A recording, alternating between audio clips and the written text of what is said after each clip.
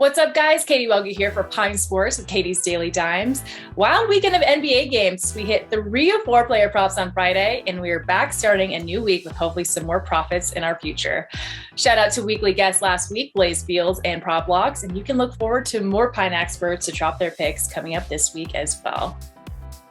Some action around the NBA today as the Celtics and Grizzlies look to even up their series just as the Sixers and Mavs did yesterday. But the Grizzlies may have to do it without their young start, Ja Morant, as he sustained a controversial knee injury in Game 3.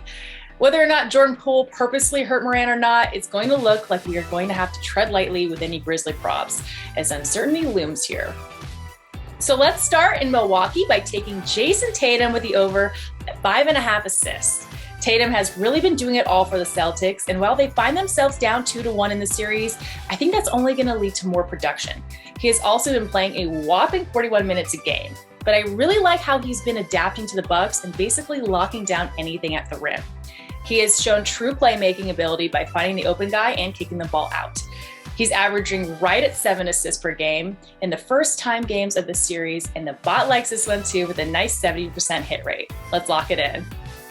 Staying in this game, I am going with who's benefiting most from Jayson Tatum's drive and kick adjustment, and that is Al Horford.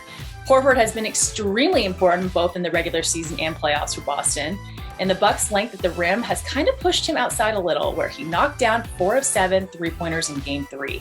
We've also seen during this season against the Bucks that Horford has taken over 60% of his shots from beyond the three-point line, and I see that continuing here, especially with the Celtics desperate not to go down 3-1. Let's get it, Al Horford over 1.5 three-pointers made. Now let's head across the country to the Bay Area, where the Warriors will look to increase their series lead 3-1, and the potentially jawless Grizzlies will look to figure out how to get it done without their star.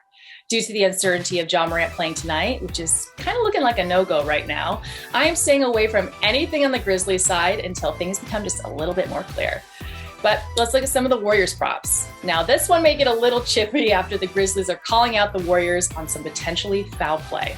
But I am here for it. So I am locking in Klay Thompson going over 21.5 points in this one. And if there's anything we know about the Warriors, it's that they can explode at any moment, as we saw Saturday, as they scored 142 points collectively. I know Klay hasn't hit this number yet in the series, but he's playing the minutes, and I like him going home and getting it done and turning his play around. He is way too good of a shooter, as we all know, to stay in this slump for too long. The bot is only liking this at a 40% hit rate, but I'll take my chances on Splash Brother Klay. Make sure you guys are hopping on pinesports.com to use the free prop projector for your own bets, and be sure to lock in your favorite props. Happy betting, and see you next time.